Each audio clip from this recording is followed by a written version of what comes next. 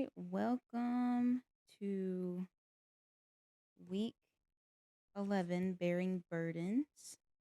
We're going to get started on Deuteronomy 1.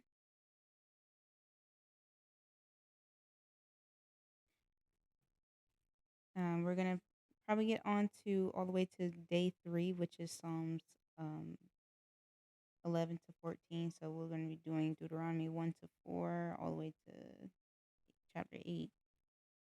But once we get up to chapter 4, finishing chapter 4, we'll go ahead and go over what's in the Bible study.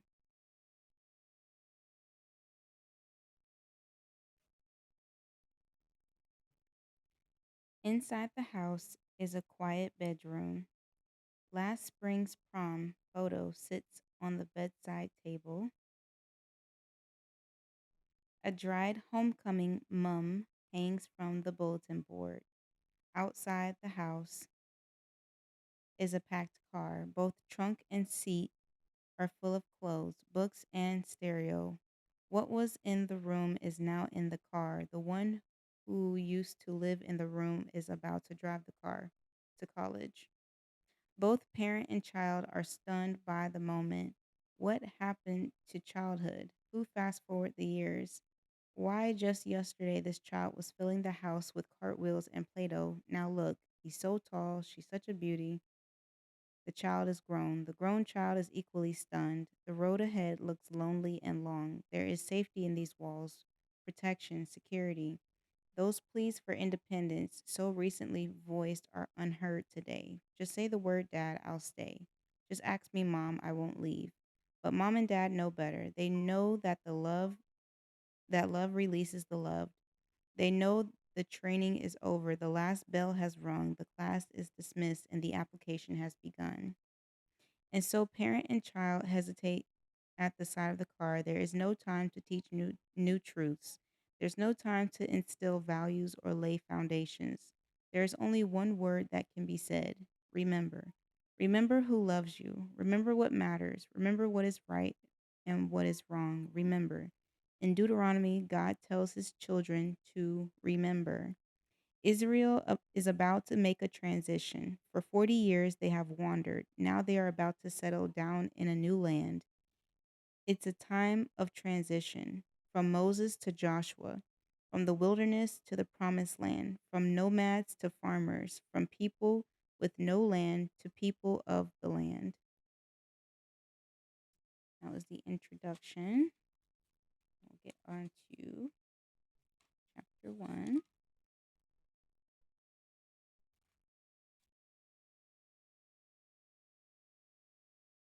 It, it wasn't done. Sorry. God wants them to stay faithful, stay distinctive for 40 days. Moses teaches the words you're about to read. God repeats what he has already taught. Deutero means second. Nomos means law. Deuteronomy is a second hearing of the law. God didn't want them to forget. Deuteronomy chapter 1. The command to leave Horeb. These are the words Moses spoke to all Israel in the wilderness east of the Jordan, that is, in the Arabah, opposite Sup, between Paran, Tophel, Laban, Hazeroth, and Dizahab. It takes 11 days to go from Horeb to Kadesh Barnea by the Mount Seir road. In the 40th year, on the first day of the 11th month, Moses proclaimed to the Israelites all that the Lord has commanded him concerning them. This was after he had defeated the Sihon king of the Amorites, who reigned in Heshbon, and Ad Edrei had defeated Og, king of Bashan, who reigned in Ashtaroth.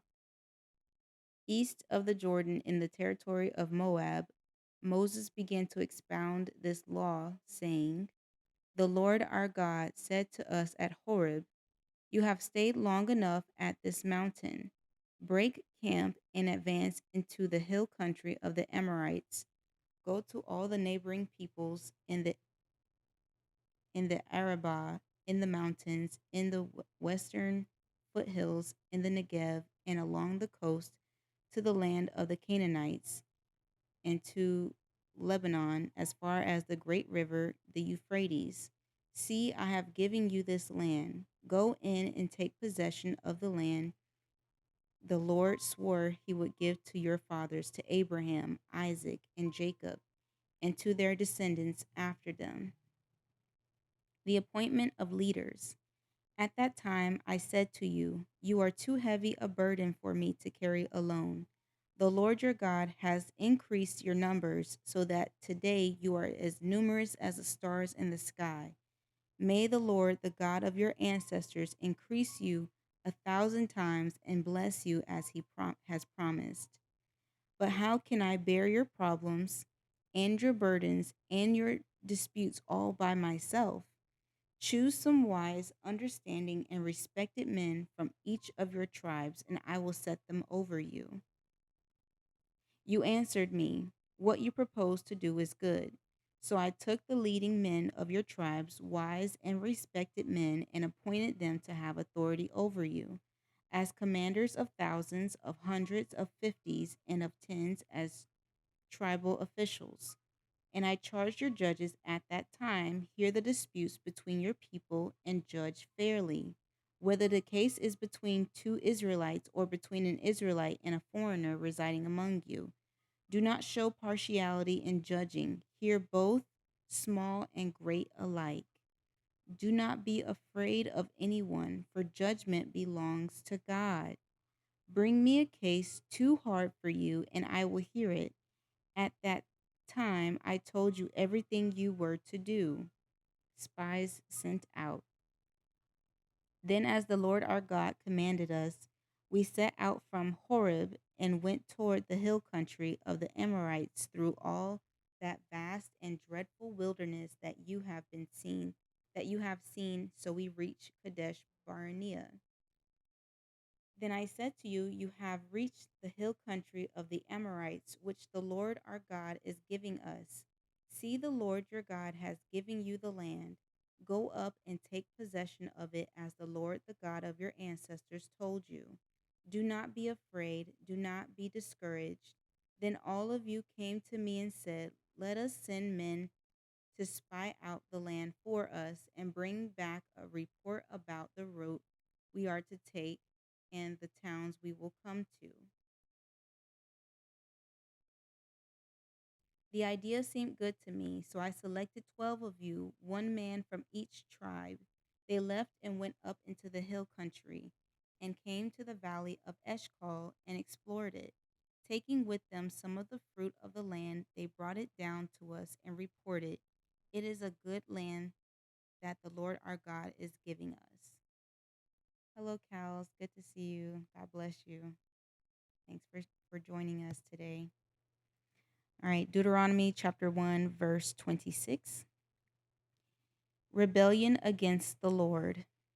But you were unwilling to go up. You rebelled against the command of the Lord your God. You grumbled in your tents and said, the Lord hates us. So he brought us out of Egypt to deliver us into the hands of the Amorites to destroy us. Where can we go? Our brothers have made our hearts melt in fear. They say the people are stronger and taller than we are. The cities are large, with walls up to the sky. We even saw the Anakites there. Then I said to you, do not be terrified, do not be afraid of them. The Lord your God, who is going before you, will fight for you, as he did for you in Egypt before your very eyes, and in the wilderness. There you saw how the Lord your God carried you as a father carries his son, all the way you went until you reached this place. In spite of this, you did not trust the Lord your God, who went ahead of you on your journey in fire by night and a cloud by day, to search out places for you to camp and to show you the way you should go. When the Lord heard what you said, he was angry and solemnly swore, no one from this evil generation shall see the good land I swore to give your ancestors, except Caleb, son of Jephunneh, He will see it, and I will give him and his descendants the land he set his feet on, because he followed the Lord wholeheartedly. Because of you, the Lord became angry with me also and said, You shall not enter it either, but your assistant, Joshua, son of Nun, will enter it. Encourage him, because he will lead Israel to inherit it. And the little ones that you said would be taken captive, your children who do not yet know good from bad, they will enter the land. I will give it to them, and they will take possession of it. But as for you, turn around and set out toward the desert along the route to the Red Sea. Then you replied, We have sinned against the Lord.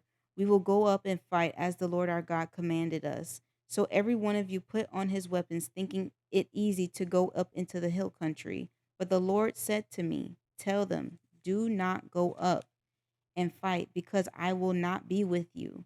You will be defeated by your enemies. So I told you, but you would not listen. You rebelled against the Lord's command, and in your arrogance, you marched up into the hill country.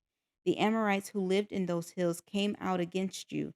They chased you like a swarm of bees and beat you down from Seir all the way to Hormah. You came back and wept before the Lord, but he paid no attention to your weeping and turned a deaf ear to you. And so you stayed in Kadesh many days, all the time you spent there.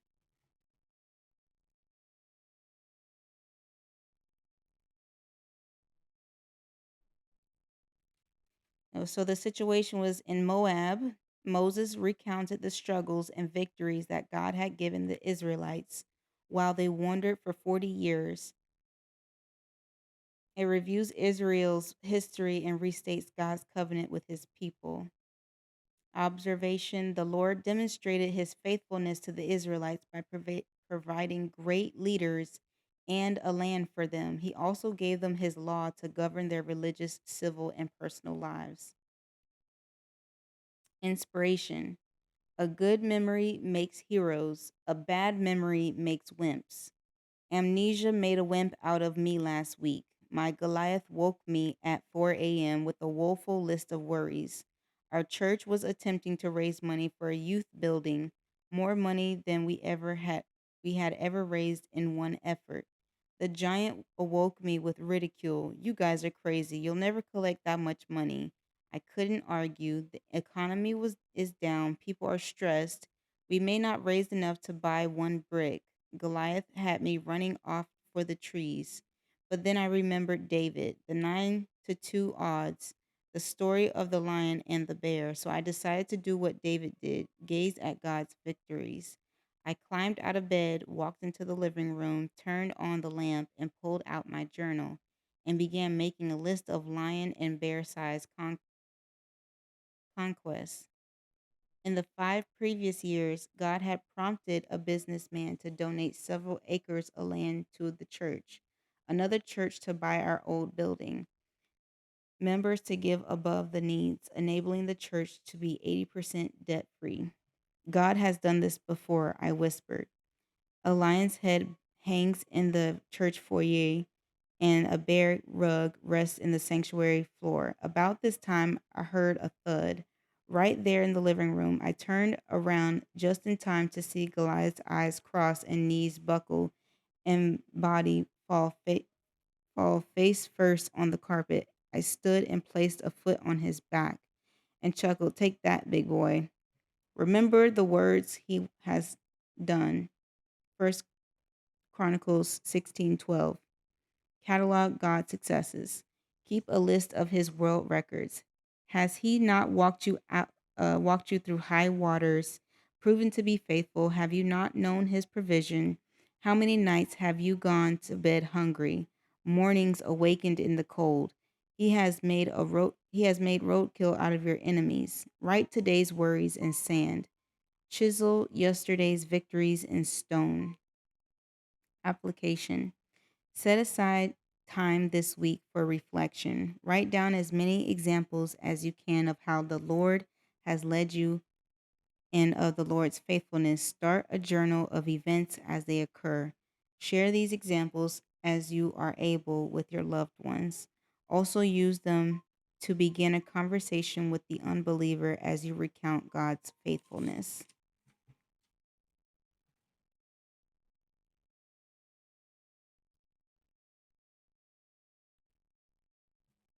I just remembered I'm usually not supposed to read those side notes until we're just doing regular readings. So for the rest of the chapters, we're just gonna keep reading the chapter so we can get through it to chapter 4. Mama Joy is outside with her ducklings. Sorry, I haven't seen them in so long. They literally left me all by myself and now they're back. They're just like walking along. I saw Mama, she just kept going and they're just kind of stopping and eating and oh, look at them run. Oh, all 14 of them. My babies. It's good to see them again. God is so good. I'm so glad he's taking care of them. No, I did not tame them. They're still clearly outside, but they're my buddies though.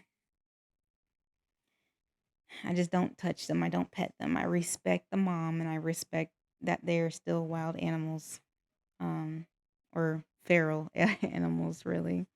But we're gonna keep going. Sorry about that. That side note. Deuteronomy chapter 2. Wanderings in the wilderness. Then we turned back and set out toward the wilderness along the route to the Red Sea. As the Lord had directed me, for a long time we made our way around the hill country of Seir. Then the Lord said to me, "You have made your way around this hill country long enough. Now turn north.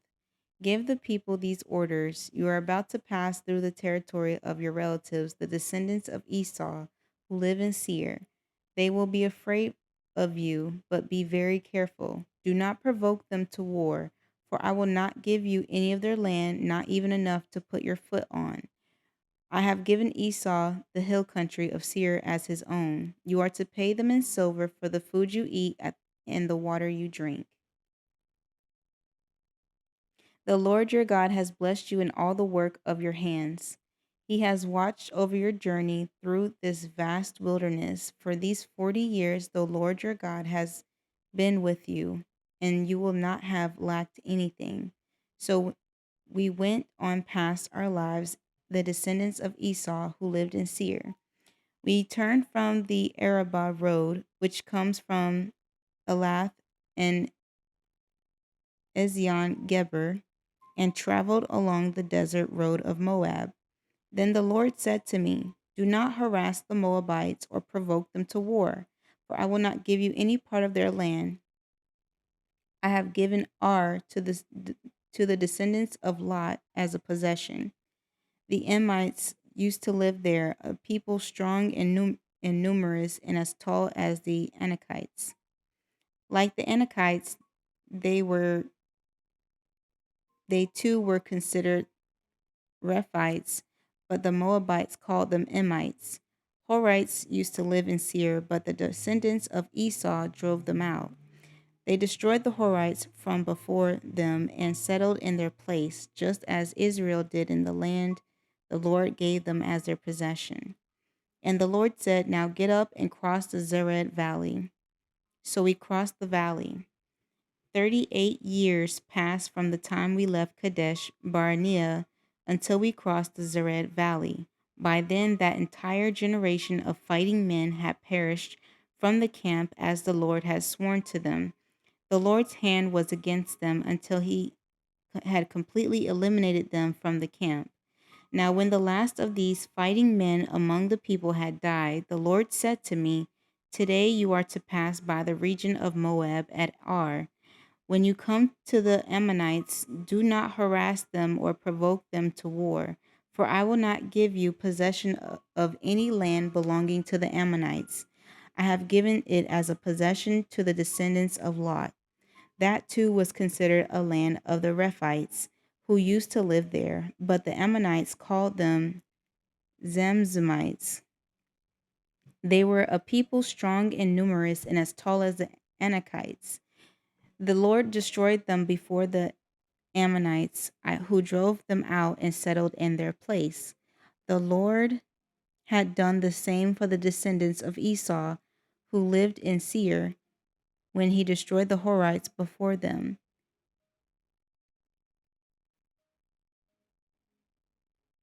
They drove them out and have lived in their place for this to this day. And as for the Avites, who lived in villages as far as Gaza, the Caphtorites coming out from Caphtor destroyed them and settled in their place. Defeat of Sihon, king of Heshbon. Set out now and across the Arnon gorge. See, I have given into your hand Sihon the Amorite, king of Heshbon, and his country. Begin to take possession of it and engage him in battle.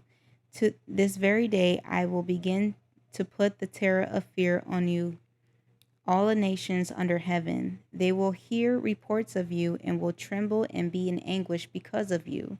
From the desert of Kedemoth I sent messengers to Sihon, king of Heshbon, offering peace and saying, let us pass through your country. We will stay in the main road. We will not turn aside to the right or to the left. Sell us food to eat and water to drink for their price in silver.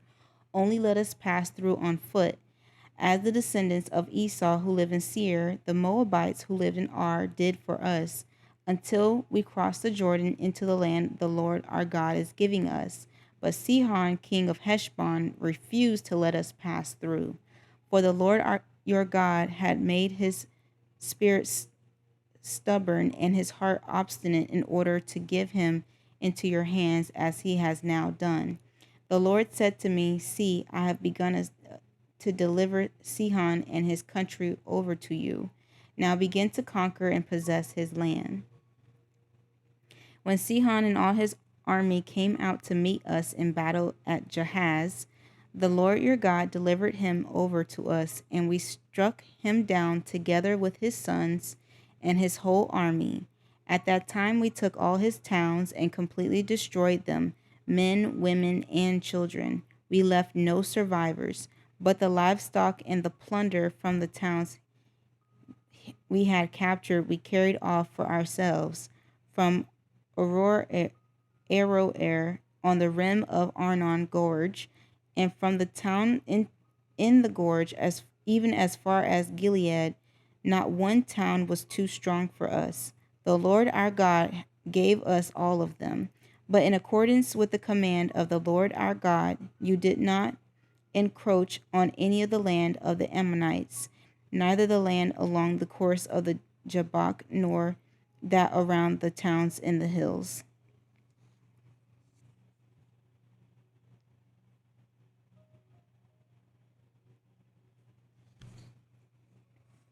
Deuteronomy chapter 3. Defeat of Og, king of Bashan. Next we turned and went up along the road toward Bashan, and Og, king of Bashan, with his whole army, marched out to meet us in battle at Edrei. The Lord said to me, do not be afraid of him, for I have delivered him into your hands, along with his whole army and his land. Do to him what you did to Sihon, king of the Amorites, who reigned in Heshbon. So the Lord our God also gave into our hands Og, king of Bashan, and all his army. We struck them down, leaving no survivors. At that time we took all his cities. There was not one of the 60 cities that we did not take from them. The whole region of Argob, Og's kingdom in Bashan, all these cities were fortified with high walls and with gates and bars, and there were also a great many unwalled villages. We completely destroyed them, as we had done with Sihon, king of Heshbon, destroying every city, men, women, and children.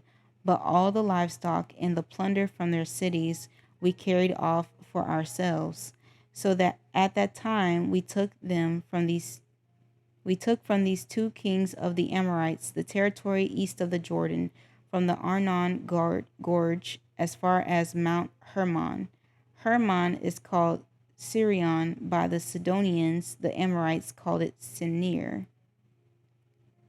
We took all the towns on the plateau in all Gilead and all Bashan as far as Salika and Edrei towns of Og's kingdom in Bashan. Og, king of Bashan, was the last of the Rephites. His bed was decorated with iron and was more than 9 cubits long and 4 cubits wide. It is still in Rabbah of the Ammonites. Division of the land. Of the land we took over at the time, I gave the Reubenites and the Gadites the territory north of Aroer by the Arnon Gorge, including half the hill country of Gilead, together with its towns. The rest of Gilead and also all of Bashan, the kingdom of Og, I gave to the half tribe of Manasseh. The whole region of Argob in Bashan used to be known as the land of the Rephites. Jair, the descendant of Manasseh, took the whole region of Argob as far as the border of the Geshurites and the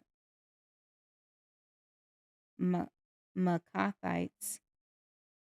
It was named after him, so that to this day Bashan is called Havoth Jair. And I gave Gilead to Machir. But to the Reubenites and the Gadites I gave the territory extending from Gilead town down to the Arnon Gorge, the middle of the gorge being the border, and out of the Jabbok River, which is the border of the Ammonites.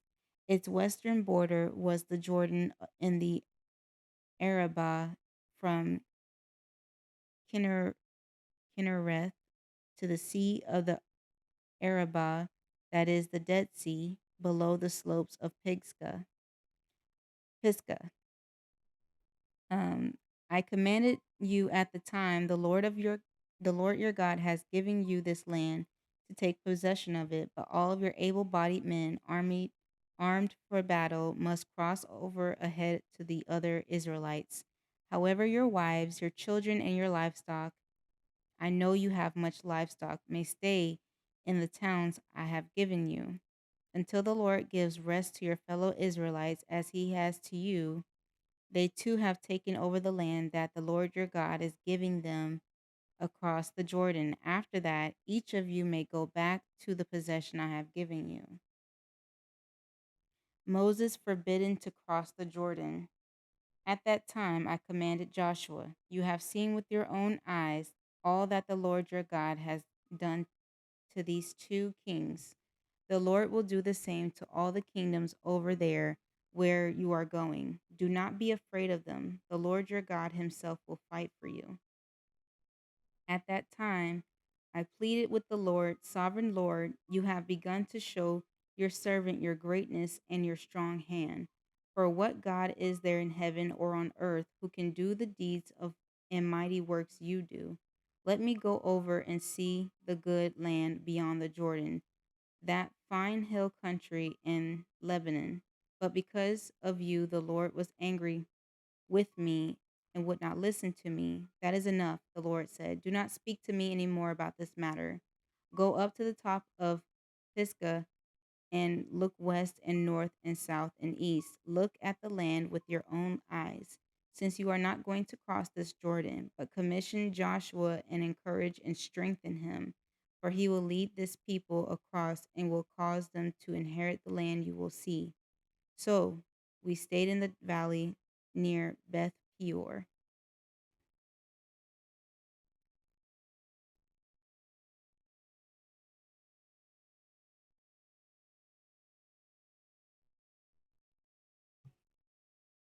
Deuteronomy chapter 4.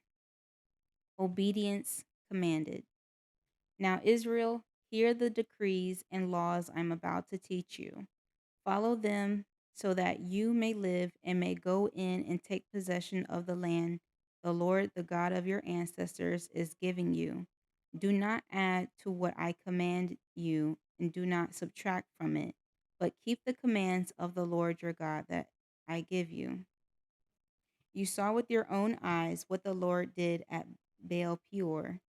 The Lord your God destroyed from among you everyone who followed the Baal of Peor, but all of you who held fast to the Lord your God are still alive today.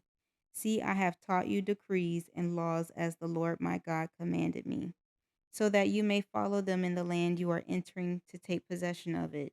Observe them carefully, for this will show your wisdom and understanding to nations who will hear about these decrees and say, surely this great nation is a wise and understanding people.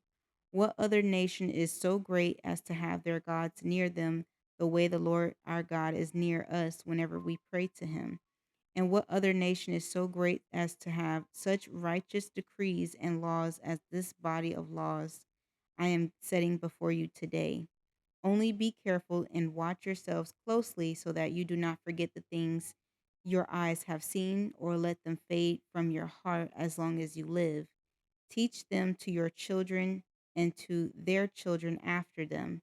Remember the day you stood before the Lord your God at Horeb, when he said to me, assemble the people before me to hear my words, so that they may learn to revere me as long as they live in the land, and may teach them to their children. You came near and stood at the foot of the mountain while it blazed with fire to the very heavens, with black clouds and deep darkness. Then the Lord spoke to you out of the fire. You heard the sound of words, but saw no form. There was only a voice. He declared to you his covenant, the 10 commandments, which he commanded you to follow, and then wrote them on 2 stone tablets. And the Lord directed me at that time to teach you the decrees and laws you are to follow in the land you are crossing the Jordan to possess. Idolatry forbidden. You saw no form of any kind the day the Lord spoke to you at Horeb out of the fire. Therefore, watch yourselves very carefully, so that you do not become corrupt and make for yourselves an idol, an image of any shape, whether formed like a man or a woman, or like any animal on earth, or any bird that flies in the air, or like any creature that moves along the ground, or any fish in the waters below. And when you look up to the sky and see the sun, the moon, and the stars, all the heavenly array, do not be enticed into bowing to them and worshiping things the Lord your God has apportioned to all the nations under heaven. But as for you, the Lord took you and brought you out of the iron smelting furnace, out of Egypt, to be the people of his inheritance, as you now are.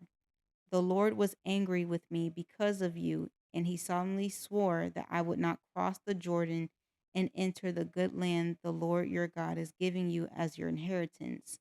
I will die in this land. I will not cross the Jordan, but you are about to cross over and take possession of that good land. Be careful not to forget the covenant of the Lord your God that he made with you. Do not make yourselves an idol in the form of anything the Lord your God has forbidden, for the Lord your God is a consuming fire, a jealous God. After you have had children and grandchildren and have lived in the land a long time, if you then become corrupt and make any kind of idol, doing evil in the eyes of the Lord your God and arousing his anger, I call the heavens and the earth as witnesses against you this day, that you will quickly perish from the land that you are crossing the Jordan to possess. You will not live there long, but will certainly be destroyed. The Lord will scatter you among the peoples, and only a few of you will survive among the nations to which the Lord will drive you. There you will worship man made gods of wood and stone, which cannot see or hear or eat or smell. But if from there you seek the Lord your God, you will find him if you seek him with all your heart and with all your soul. When you are in distress and all these things have happened to you, then in later days you will return to the Lord your God and obey him. For the Lord your God is a merciful God. He will not abandon or destroy you or forget the covenant with your ancestors, which he confirmed to them by oath. The Lord is God. Ask now about the former days, long before your time, from the day God created human beings on the earth. Ask from one end of the heavens to the other. Has anything so great as this ever happened, or has anything like it ever been heard of? Has any other people heard the voice of God speaking out of fire as you have and lived?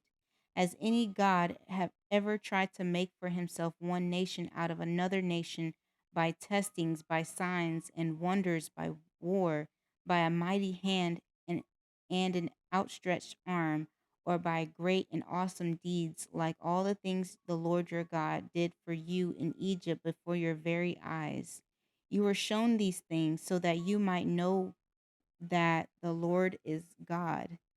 Besides him, there is no other. From heaven, he made you hear his voice to discipline you. On earth, he showed you his great fire, and you heard his words from out of the fire.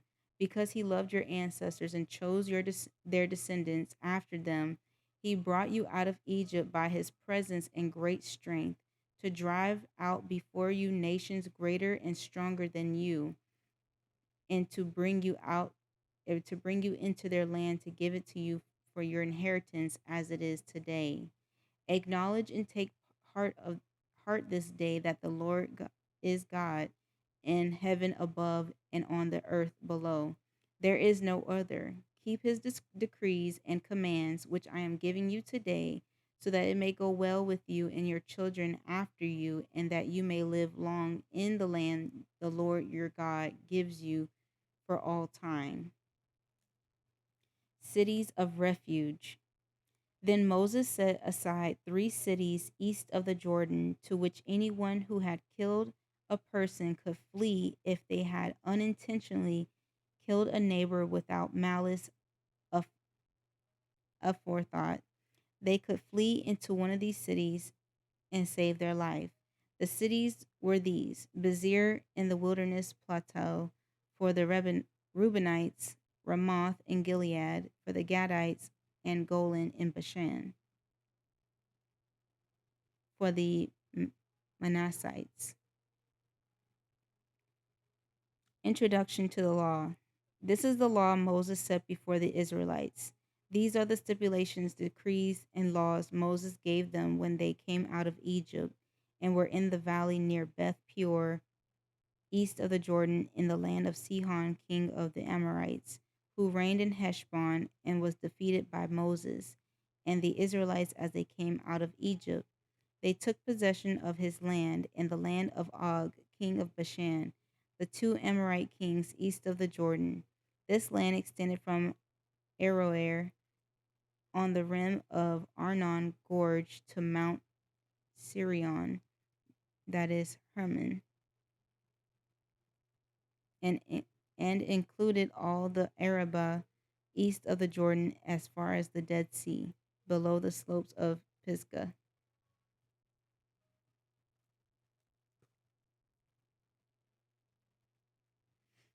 All right, so we're done with Deuteronomy 1 through 4. So we're going to read the Bible study, week 11, bearing burdens. Transition can be a means of evolving into something better, but you must be sure that you're intentional in how you do it, because the enemy always seems to turn up the heat when you're going through transition. It's when you find out how strong you are and how strong your prayer life is. In Deuteronomy 1, we find Moses addressing the children of Israel, reminding them of their journey. He goes over all the twists and turns of their trek through the wilderness to help them understand where they've come from and where they're going. I submit that at this point, Moses isn't just trying to help them understand, he's trying to make sense of his own purpose of transition too. He starts off by reminding them of when the Lord told them they've been stuck too long at Mount Horeb and it was time to move on. God told them which path they'd have to travel at that, and that they'd occupy the same land their ancestors were promised. Then Moses has an honest moment. He remembers how the children of Israel have grown into a much larger multitude than when they started out, and admits he can't handle their many issues on his own. How can I bear your problems and your burdens and your disputes all by myself? Therefore, He follows the Lord's directive and appoints wise, understanding, and respected men from within the community to help the load of the people. Moses sees his need more than ever while in transition because when people are shifting from one place to the next, it can be challenging, confusing, and chaotic. When you're a leader or someone others rely on, sometimes your community's challenges become your challenges and their confusion becomes your confusion. You're handling their problems, you're finding solutions for them, but are you also relieving them of responsibility or accountability? In a season of transition from better to best, you've got to let everybody work out their own salvation. Yes, we're called to strengthen our brothers and sisters, and we've been directed to help them bear their burdens when they're weak. But we're not designed to carry all of the load ourselves. Not even Moses was. Galatians 6:5 says that each one shall bear his own load. You may be accustomed to bailing everybody out, and of course, you want to help as much as you can, but we shouldn't enable people or prevent them from growing. Instead, encourage, empower, and celebrate them, but hold them accountable to carry their own load in the midst of their transition. Hey, I think a lot of us are guilty of that. Of wanting to be the problem solver, of wanting to say, well, how can we fix this? Instead of showing them that there are tools, there are resources. Um, I remember a point in time where someone was giving me a lot of their issues. And yeah, I listened to what they were saying, but then I immediately started problem solving in my own head of how I can get them into another situation to be able to alleviate some of the things that were bothering them or burdening them. And that can be a good thing or a bad thing. It really can, because at one hand, you're giving them something to empower them to alleviate some of their issues, but at the same time, you're not encouraging them to do the research on their own or do the steps that they could be doing on their own. It's not really pointing back to them like, "Well, okay, so how are you going to problem solve this? Have you looked up certain things where you can find your own resources?" Because I'm a person where I like to research and find solutions for people, um, but at the same time, I have to remember that other people are capable. It's just sometimes they want to tell people, "Hey, this is what I'm going through." And, it's just knowing when to stop and pray and knowing when to have someone reflect, like, "Hey, did you look this up? Did you try to find something out?" And if you notice that they're not initiating or they're not doing things that they could be doing on their own, that's that's a pretty good sign that you just need to back off and just pray for them at that point. Because it is important for, yes, us to depend on God and, give people a chance to figure things out, because once you hit that adulthood stage, you're no longer eligible to be dependent upon other people. At that, when you become an adult, you do have to start initiating certain things to get certain things done. Otherwise, now you're just looking for the next person to spoon feed you information instead of initiating it when you have a resource. Like if you have a phone, I'd understand if someone didn't have a phone. But if you have a phone to complain about your issues, you also have a phone to look for resources.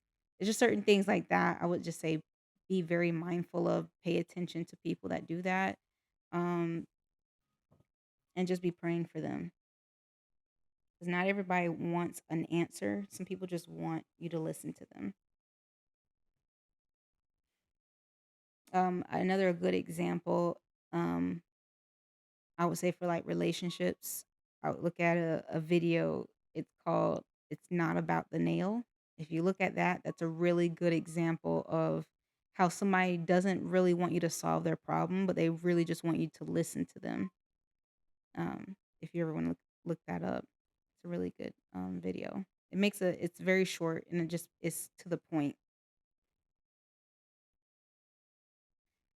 Points to ponder. Number 1, would you consider yourself an enabler or one who empowers? Why? I kind of answered that to y'all that I've been guilty of being an enabler. I would say both. I encourage people all the time. I always want people to not be, super negative minded. I give people encouragement all the time as much as possible because the last thing I want is someone to be stuck in a cycle where they're making very depressing or low self-esteem statements because I used to do the same thing. I suffered from depression for years. So I get it. And I had low self-esteem for years. So it's not to just say, oh, everyone else is insecure. No, I was very insecure at one point in time. Um, so I would encourage people, but then there were people that would purposefully not take care of themselves so they can get a handout kind of thing. And I enabled that at some point in time as well, especially in relationships. But now learning the hard way, I see that that's not something that is helpful for a lot of people. Um, it's actually harming, and you're potentially creating a cycle that they're going to continue to do with other people. So, yeah, I would say both. Very much both. But I'm now working towards to just that whole just pray for people and encourage them. Um, Number 2, as moms, leaders, or sisters, we have a tendency to run to the rescue. Can you think of a time when you intervened when you should have allowed someone to figure something out for themselves? What what were the results?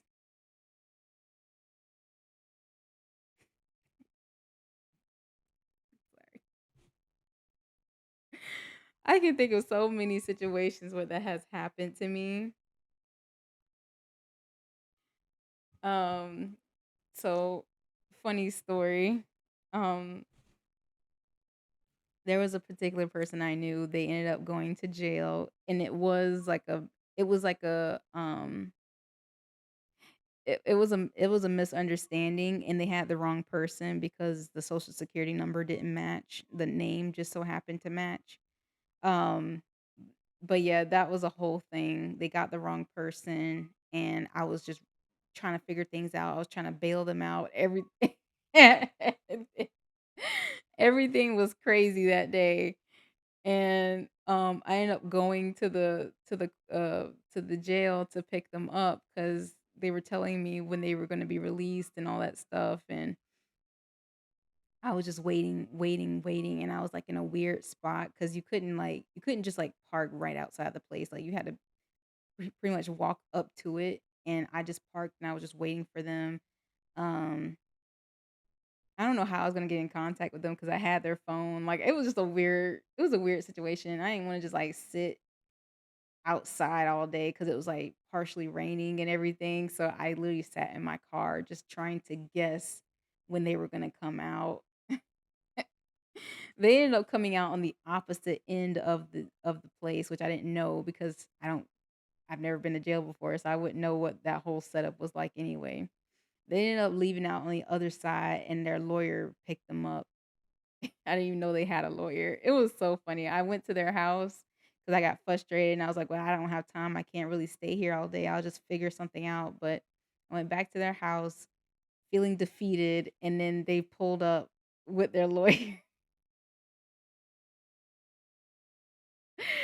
It was just a whole thing. I should have just calmed myself down, and it was just, yeah, I should have just let them figure that out because clearly they had it together, and I didn't know. So it was a mess. Yeah. Number 3, can you see yourself transitioning from one level to the next right now? How has your process been? Man, um, It's been rough. It's been rough. Like, there are certain things where I'm seeing where God is using me, and that's been giving me so much joy and so much purpose. Um, that's been wonderful, right? But then there's also another side to it where it's caused a bit of a strain in my family relationships, and it's like there's a reason why there's like there's a gap between me and my family. There's a reason to that. So it's not that I don't love my family. It's not that I don't want to be near them or anything like that. But God is literally taking me to the side, and He's like consecrating me from all the stuff that I was used to doing, or all the stuff that you know, used to entertain, the things that I used to worry about, the things that I was anxious about. He's taking me from all of that and just putting me in a space where I can actually grow. I'm not saying that people are preventing me from growth, but um it's just refocusing my mind. There's a rewiring that's happening in my brain and how I carry myself. There's a lot happening in this transition. So I just trust that God's going to put me back in a space where I can be more effective in my family, spiritually. And if this is what it takes to do so, so be it. You know what I'm saying? So it's not like this is just a whole bad process. Like, this is a wonderful process that I'm going through, and God's been opening my eyes. He's been helping me depend on Him more than anything, because when you feel isolated, it's really just redirection. He's not isolating me, because obviously my family can still call me, they can still talk to me. It's just I'm not as in their face as I used to be. I'm not always checking on people as I used to. Like, there's a reason for it though.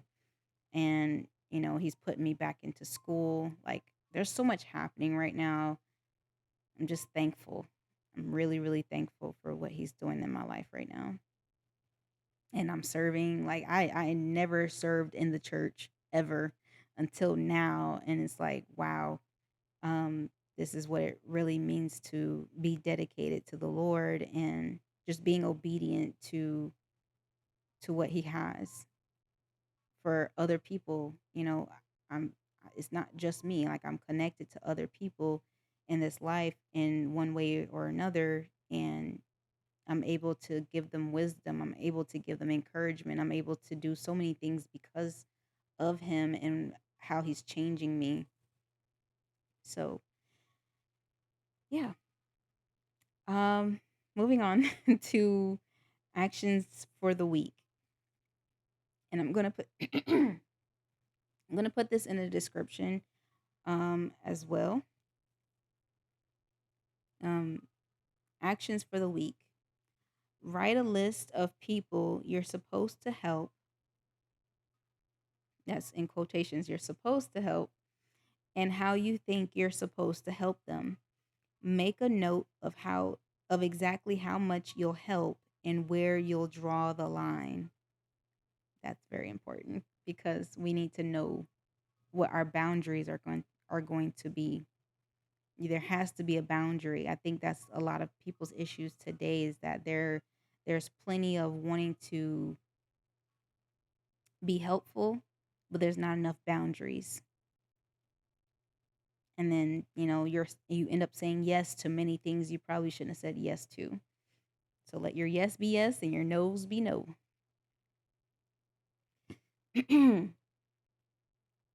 Number 2, if you believe you're going through a transition, big or small, list the steps you can take to be successful.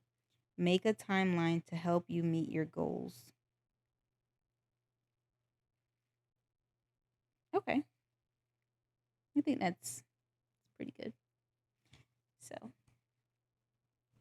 that was our Bible study for Bible in 52 weeks. Um, And we're going to do one more day of reading, which is Psalms 11 to 14.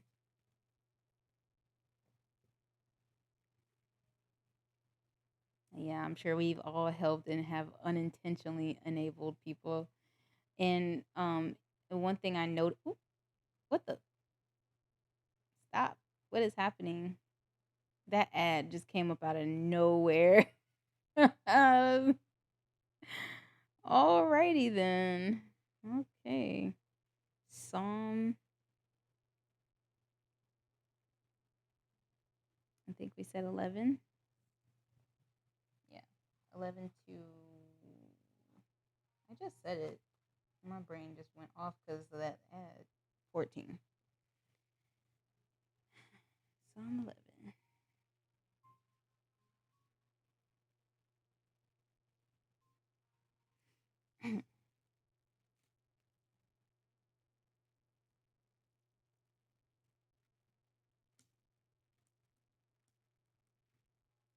Let's see if I can find it without looking it up.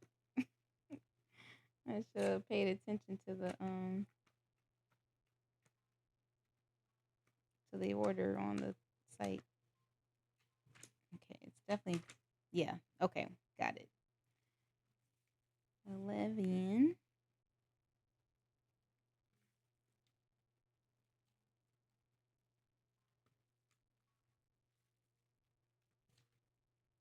It's right after Job. I have to remember that.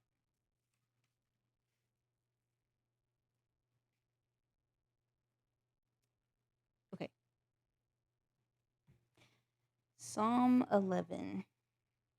For the director of music of David, in the Lord I take refuge. How then can you say to me, flee like a bird to your mountain? For look, the wicked bend their bows. They set their arrows against the strings, a shoot from the shadows at the upright in heart. When the foundations are being destroyed, what can the righteous do? The Lord in his holy temple, the Lord is on his heavenly throne. He observes everyone on earth. His eyes examine them. The Lord examines the righteous, but the wicked, those who love violence, he hates with a passion. On the wicked, on the wicked he will rain fiery coals and burning sulfur. A scorching wind will be their lot. For the Lord is righteous, he loves justice. The upright will see his face.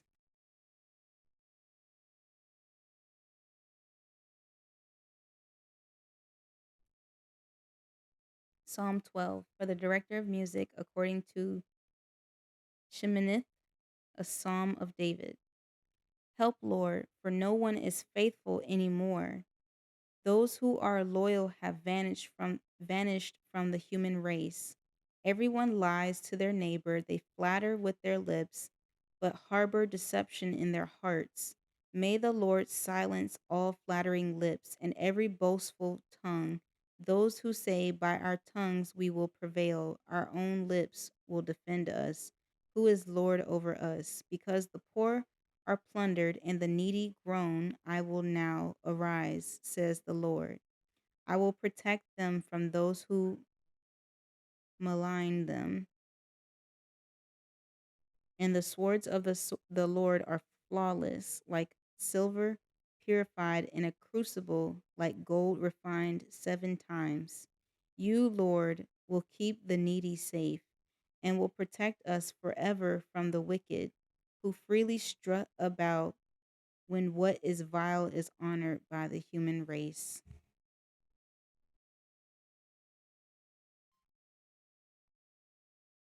Psalm 13.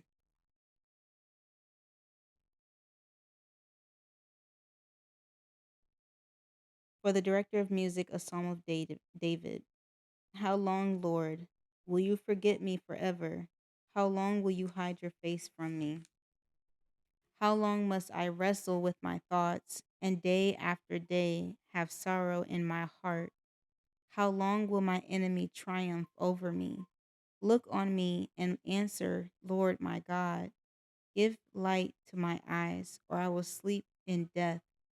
and my enemy will say, I have overcome him, and my foes will rejoice when I fall. But I trust in your unfailing love. My heart rejoices in your salvation. I will sing the Lord's praise, for he has been good to me.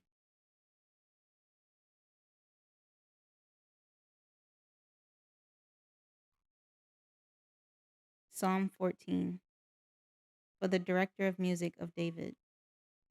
The fool says in his heart, there is no God.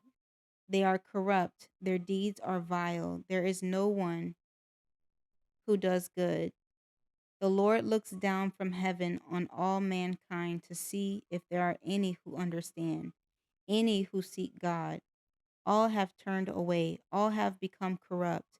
There is no one who does good, not even one. Do all these evildoers know nothing? They devour my people as though eating bread. They never call on the Lord, but there they are, overwhelmed with dread. For God is present in the company of the righteous. You evildoers frustrate the plans of the poor, but the Lord is their refuge. Oh, that salvation for Israel would come out of Zion. When the Lord restores his people, let Jacob rejoice and Israel be glad. Very good. Thank you, Lord.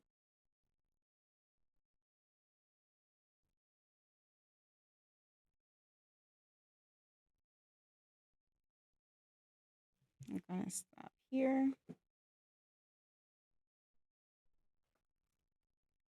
That was a very good read. Now, um,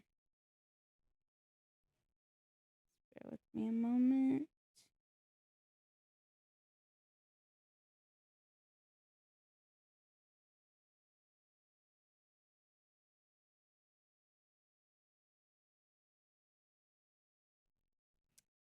Um, we're going to end off with the benediction prayer.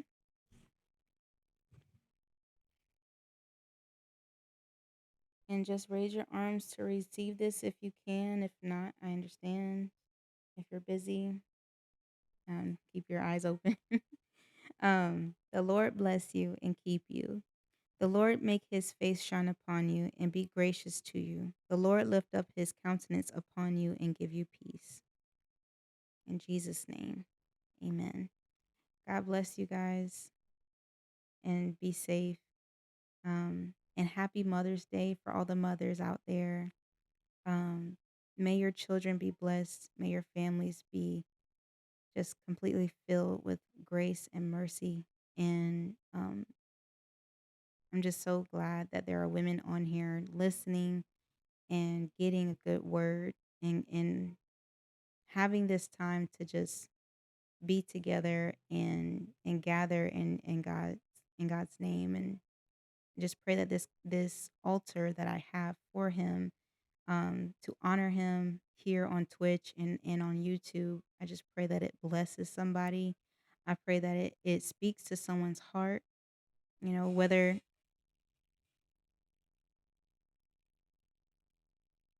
my ice machine is an op. I'm sorry. Uh, but just pray that those who are listening, whether I'm still here, whether I have passed on, I just pray that this video and all the other videos just continue to bless others, because this is for him and his children, not for me, not for my glory, not for my name, but for him and for his children. God bless you and be safe. See you next time.